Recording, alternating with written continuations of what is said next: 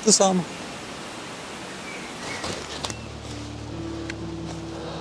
Ha! Som to ja.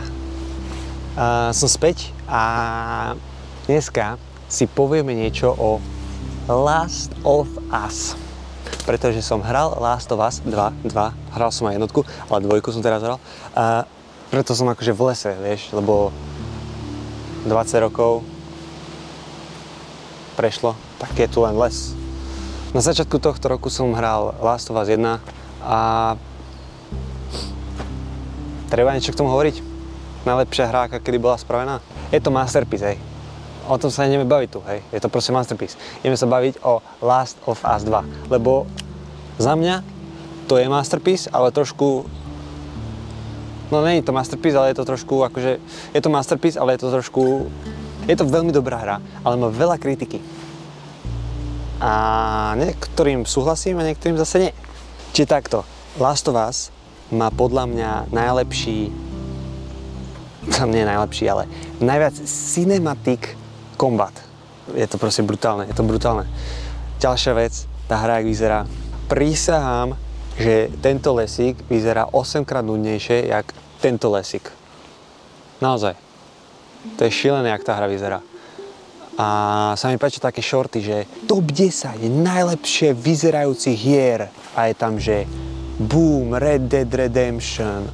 To akože asi máme iné oči, alebo ja neviem, lebo prísahám, neexistuje lepšie vyzerajúca hra.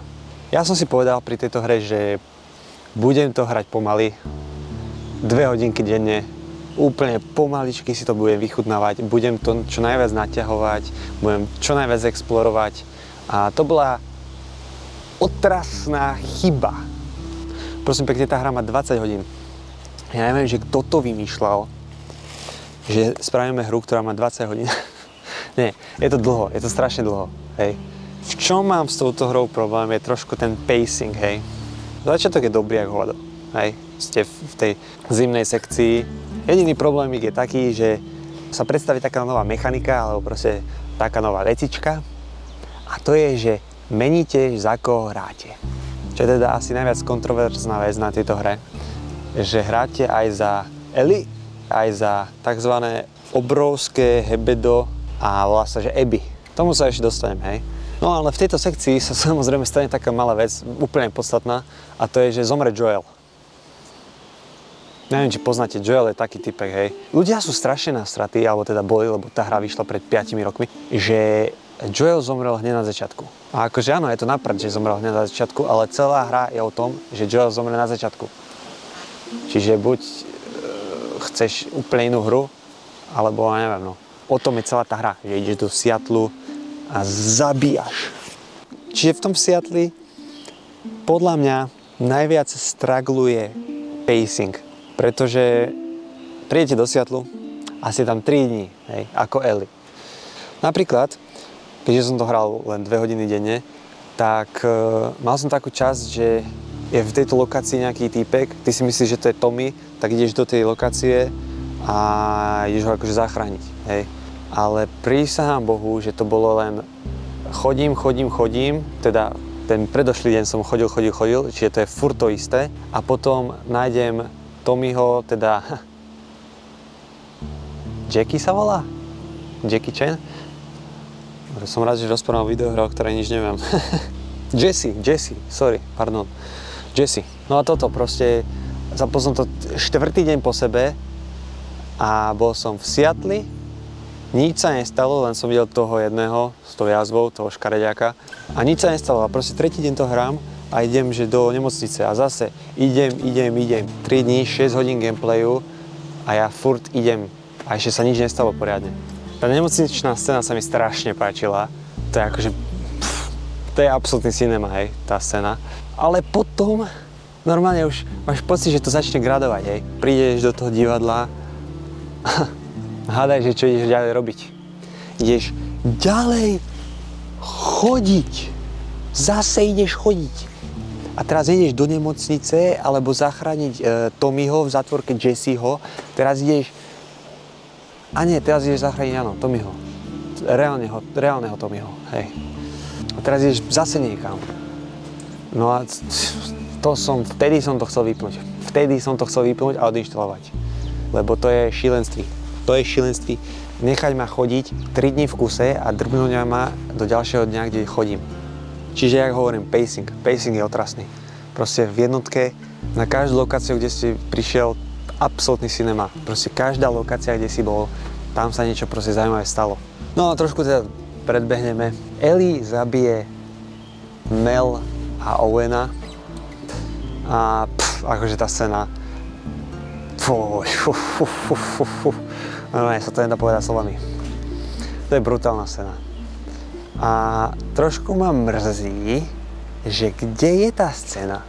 Pretože, no, poďme teda ďalej. Čo sa stane? Hej, všetci vieme, ideš do divadla, tam máš aj Tommyho, sme všetci spolu a povieš si, že serme na to, poďme domov. Hej, a zrazu, bum, obrovské hebedo došlo. Takto má pištola, ide ťa zastreliť. A poviem ti, že v takej situácii, keď hľadáš 3 dní človeka a potom ten človek príde za tebou, zastrelí ti kamaráta a namierí na teba pištol, tak vtedy to nestrihneš na niečo úplne iné. To sa nerobí. No, akože povedal by som, že dramaturgicky, hej, scenaristicky, to by sa robiť nemalo, hej. Toto je asi najväčší úraz, čo táto hra mala. Proste v najväčšom klimaxe strihnúť a hrať 10 hodín za niekoho iného mi príde ako zločin. Ale dáva to zmysel. Čiže dáva to zmysel v tom, že my si máme ten encounter hrať za Abby. Čiže v tomto dáva zmysel, ale trošku ináč to chcelo vymysleť. Toto je ten problém. Celá tá časť, kde hráte za Abby, tak vy tam vlastne explorujete tam backstory Abby a jej kamarátov. No ale na čo tam mala Mel tak veľa screen timeu, na čo tam mal Owen tak veľa screen timeu, keď aj tak viem, že sú mŕtvi. Toto je ten problém. Lebo prídeš za Ellie do akvárka a to sú tí dvaja Mongoli, ktorí boli, keď zabili Joela. No, bum, bum, bum, zabil som ich. Bola tehotná. Jesus fucking Christ, bola tehotná. No ale tak čo sa dá robiť? No a toto som ja mal z tej scény. Ale kebyže to je tak, že túto scénu vidím po tom, čo som hral za Abby, to by bolo 83 krát lepšie. Pretože to sú pre mňa randomáci toto.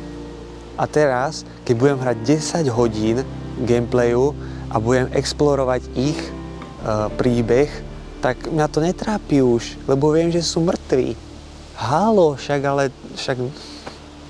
Proste akože reálne som si obľúbil Mel, alebo teda obľúbil, silné slovo, Owena som si celkom obľúbil. Ma aj trošku zaujal ten backstory ich, ale proste, keďže som mal furt v tej hlave, že zomru, a viem aj ako zomru, a viem kedy zomru, a viem kde zomru, tak proste to... Hej. A čo sa týka toho, že musíte hrať za Abby, mne to akože teoreticky nevadí. Teoreticky. No bo akože je to proste iná forma gameplayu. Hej, hráte za obrovské hebedo, máte iné zbranie, máte tam boss fight s Rat Kingom. Veľa ľuďom sa nepáčilo, že tá hra vás ako keby núti, aby ste mali radi Abby. Ja som to takto nevnímal. Je to asi celkom tak, hej, že tá hra sa snaží, aby ste mali radi Abby. Ale ja som to tak absolútne nevnímal. Ja som to proste vnímal tak, že dobre, hrám za Abby a idem explornúť jej proste pohľad na ten príbeh, jej proste backstory. Idem proste pozrieť, že čo to je za človeka. Čo sa mi ale nepáčilo za Abby, keď som to hral, spadne na mňa strom inač. Popadané stromy sú tu, padne na mňa strom. Čo sa mi nepáčilo za Abby je proste to s tými deťmi. Jar a Lev a celkovo aj tá proste s tými Scars sa mi to nepáčilo. Proste randomne deti, ja viem, je to o tom, že Abby sa snaží spraviť niečo dobré, aby sa cítila, že ale vôbec ma to netrápilo. Akože mi to fakt ľúto. Strašne sa mi páčila pasáž, kde idete s Levom do nemocnice. To sa mi fakt páčilo, že najprv idete po tej ulici zaplavenej, potom idete vysoko na tie výškové budovy a idete cez tie žeriavy popadané a potom ten hotel, strašne sa mi páčila tá pasáž, ale celá tá cesta bola o tom, aby som zachránil túto typku. A môžem povedať, že keď som to hral, tak táto typka ma totálne netrápila. To bolo nič moc. A potom, keď som ju zachránil, doniesol som medicínku, zachránili sme ju, tak potom tento charakter, ktorý ma absolútne netrápil, tak ten zdrhol. Samozrejme, že sme išli za ním. A áno, bolo cool vidieť, jak bojujú, takto obrovská bitka, hej, ale netrápilo ma to, strašne ma to netrápilo. A potom Isaac, počujem ma, keď som hral za Ellie, našiel som 95 000 papierov, kde bolo napísané, že Isaac, hej. Normálne som si v hlave rozmýšľal, ty kokos, Isaac, však to bude aký brutálny typek. Je to úplne obyčajný černoch, staručký s bradou.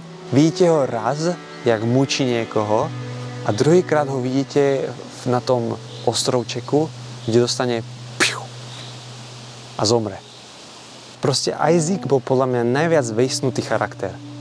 To je šílený proste, to ma strašne mrzelo. A potom je tá konfrontácia, potom pokračuje tá konfrontácia, ktorá sa stala pred 10 hodinami a teda ja, keďže som to hral 2 hodiny denne, tak pred týždňom počúvame, Ellie strašne dostane. Tento úder, toto, to akože viem, že to je videohra, ale to kebyže spravím mne, stavce mám polámané všade. No a potom to je taká divná proste časť, hej.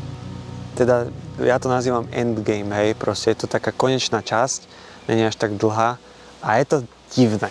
Veľmi zaujímavé bolo, teda tá časť, kde vidíme, ako Ellie žije a je to proste to, čo vždy chcela, proste majú kida, majú domček, majú farmičku a vyzerá to proste perfektný život. Ale to je proste o tom tá hra, že ten revenge, že proste Ellie nedokáže žiť s tým, že Abby je nažive. A to sa mi celkom páči. Čiže je to masterpiece. No a potom príde Tommy Boy, ktorý prežil jednotku do hlavy, čiže neviem, v pohode môže byť. Myslel som si reálne na 100%, že je mŕtvy, ale prežil z nejakého dôvodu, takže parada. No a proste treba ísť za ňou a potom je koniec. A koniec je ďalšia teda kritika. Ja nechápem jednej veci a to je tá, že prečo proste Abby nezabili. A ak je to kvôli tomu, že chcú spraviť Last of Us 3 a bude tam tento ksicht, tak veľmi zlé ingrediencie, keď Last of Us 3 a toto tam hodíte do kotlíku, hej? To akože... Proste tá konečná časť, kde sa bijú v tej vode, samozrejme Abby je vychudnutá, lebo jej nedávali 85 proteínových tyčiniek v tom kempe. Už normálne ide ju zabiť, ale proste ju nechá tak. Kebyže ju proste zabije, tak reálne ten ending by mohol byť relatívne rovnaký. Možno sa pýtate, že čo by bolo s Levom, tak ako som povedal už predtým, Leo ma absolútne netrápil. Kebyže ja robím ending, tak Ellie nájde Abby vysušenú túto takto, pomôže jej dole, Abby potom ide za Levom, ktorý je túto vysušený a zistí, že je mŕtvy. Je mŕtvy. Normálne je mŕtvy, hej. A potom by bol fight. Normálne by ho zobrala už mŕtvého, položila by ho na lodičku, lebo nepáčilo sa mi to, že Ellie chcela bojovať s ňou, ale ona nechcela, tak prišla za malým chlapcom a tuto mu dala nožík, že bojuj so mňou. Pretože mi to také divné. Mal to byť posledný fight, kde Ellie ide proste konečne zabiť toho človeka, ktorý zabil Joela a potom Abby, ktorý absolútne už nemá čo stratiť a bum, absolútny boj, Abby zomre. Ale možno príliš taký nejaký smutný ending som vymyslel. Podľa mňa by to bolo lepšie, ale neviem. No ale potom príde Ellie domov a zistí, že ten život, o ktorom vždy snívala, stratila. Tina odišla aj s kidom a Je to strašne smutný koniec ináč. Naozaj, akože nie je to taký, že naplačkanie koniec, ale je to strašne smutný koniec. Ten fakt, že jediný connection, čo má Ellie s Joelom, je hranie na gitare. Tým, že nemáte prsty, nemôže hrať na gitare. Zistí to, položí gitaru a ide preč. A najviac sa mi páčilo proste to, že tá hra začne rovnakým záberom, ako to skončí. To bolo najviac pekné, strašne sa mi to páčilo. Hej, ale nikoho to netrapí, čiže poďme ďalej. Čiže, otázka znie, bude Last of Us Part 3? Ak mám pravdu povedať, podľa mňa 100% bude, pretože je to populárna séria a sú tam proste schovaté peniažky a keď spravíš Last of Us 3, tak proste sa to bude predávať. Myslím si, že by mali spraviť Last of Us 3, Part 3. Ja to vnímam tak, že Last of Us je proste príbeh o Ellie a Joelovi. Preto táto hra není, že Last of Us 2, ale je to Part 2, alebo je to pokračovanie proste toho príbehu z jednotky. To je proste, keď to vlastne spojíš, tak to je proste jedna hra. Ako spravíš trojku bez Joela? Viem, že už v Part 2 už nebol až tak Joel, ale jak chceš spraviť z toho trojku? No jak som povedal, ak toto dajú do kotlíku, tento ksicht, a budú sa hrať, že hej, to je stále dobrá hra, tak Čo si teda myslím o tej hre? Teda je to ten masterpiece, či teda nie je ten masterpiece? Po dlhom premýšľaní a zhrnutí takto. Je to masterpiece, alebo nie je to masterpiece? Není to masterpiece. Masterpiece je jednotka, dvojka je veľmi dobrá hra a malo to potenciál byť masterpiece. Kebyže zoberiem tú hru, kebyže ju zoberiem ako film a prestriham niektoré časti, jak som hovoril, že proste nemôžeš to strihnúť v tom divadle a dal by som tam ešte to, že nech vidíme, ako Owen a Mel zomru, že to by sme dali potom, ako sme hrali za Abby, tak vtedy by to bol masterpiece. Vtedy by to bol totálny masterpiece. Ale tak, čo sa dá robiť? To je na dnes všetko. Kľudne napíšte do komentára, čo si vymyslíte o Last of Us 2, čo si myslíte o tom, čo som povedal. A vidíme sa na budúce.